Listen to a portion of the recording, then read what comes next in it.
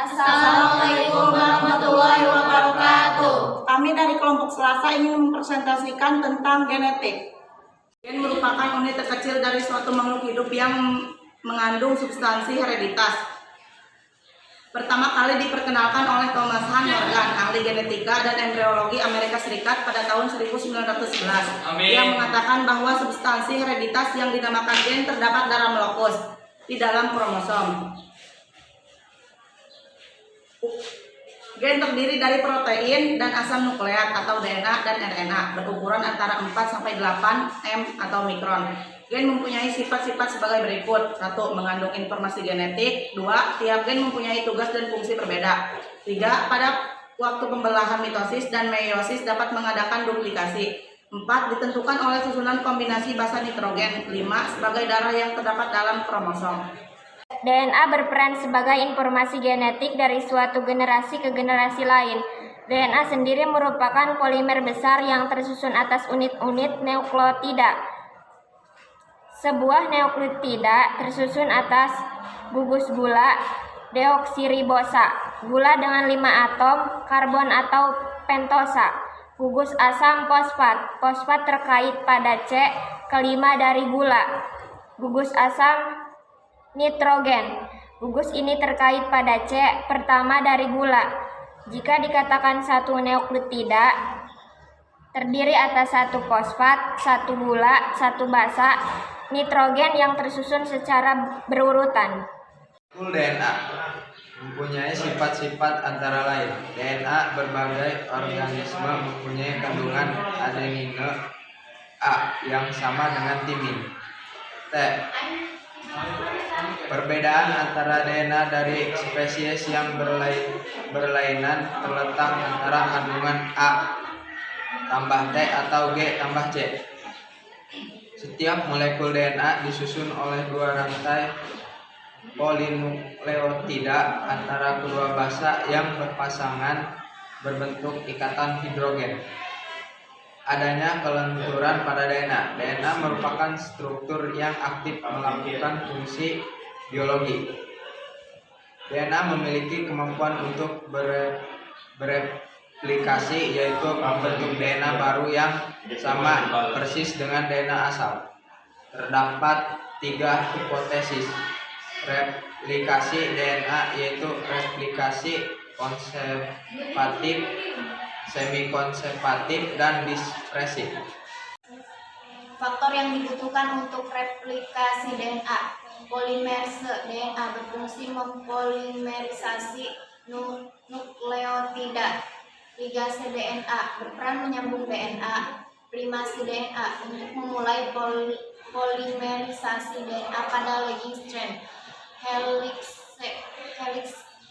Helikase DNA membuka jalinan DNA double helix.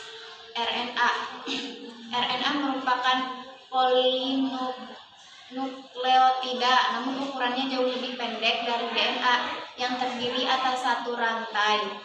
Gula pentosa yang menyusun RNA adalah gula ribosa, sedangkan basa nitrogen yang menyusun RNA adalah basa purin yang terdiri atas adenin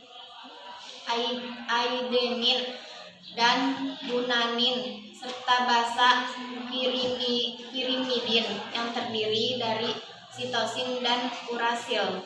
RNA duta dalam kurung RNA negatif D merupakan penghubung DNA dengan protein dan membawa pesan berupa informasi genetik dari DNA untuk membentuk protein. Berperan membawa kode genetik dari DNA berupa triplet basa yang ada pada RNA duta atau yang disebut kodon. 2. RNA ribosom dalam kurung RNA negatif R merupakan RNA terbanyak, sekitar 83% dari RNA yang dikandung oleh suatu sel. Banyak terdapat di dalam ribosom dan berperan sebagai tempat pembentukan protein. 3. RNA transfer dalam kurung RNA negatif T berperan menerjemahkan kodon yang terdapat pada RNA negatif D menjadi satu jenis asam amino serta mengangkut asam amino ke permukaan ribosom pada saat translasi. 4. Kromosom. Segala aktivitas sel diatur oleh inti sel, nukleus, pada saat sel aktif melakukan metabolisme. Di dalam nukleus terdapat 8 benang-benang halus seperti jala yang dapat menyerap warna. Benang-benang halus ini disebut kromatin atau kromo dalam kurung sama dengan warna dan tin sama dengan badan. Ketika sel akan membelah, benang kromatin menebal dan memendek, lebih mudah menyerap zat warna sehingga dapat dilihat dengan mikroskop. Benang kromatin yang menebal dan memendek ini disebut kromosom. Setiap spesies memiliki jumlah kromosom yang khas. Kromosom tersebut tersusun atas DNA yang berkondensasi bersama. Dalam inti sel membentuk struktur bernama nukleosom. Sebelum sel membelah, molekul DNA dari setiap kromosom berduplikasi sehingga terbentuk dengan kromosom. Ganda yang disebut kromatid, sel kelamin, sel sperma atau sel telur hanya memiliki satu kromosom kelamin yaitu gonosom, sehingga sel kelamin dari betina hanya memiliki gonosom X. Adapun sel kelamin jantan yang memiliki gonosom X atau Y yang akan menentukan jenis kelamin individu setelah terjadi fertilisasi. A. Pergolongan kromosom. Berdasarkan jenisnya, kromosom dibedakan atas kromosom badan atau autosom, kromosom kelamin atau kromosom seks gonosom. Cara penulisan rumus kromosom pada makhluk hidup. Pada manusia terdapat 46 kromosom, maka pada sel tubuh 46 buah, 23 pasang, pada wanita 22 AA tambah XX, pada pria 22 AA tambah XY, pada sel kelamin 23 buah kromosom tidak berpasangan, pada ovum 22A tambah X, pada spermatozona 22A tambah X atau 22A tambah Y.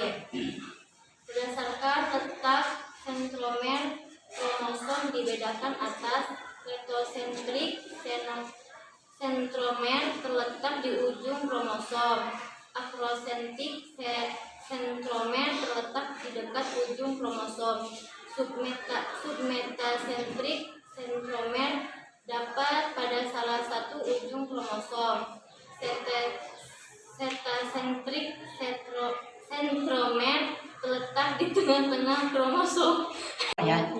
Sekian dari kelompok Selasa. Assalamualaikum warahmatullahi wabarakatuh.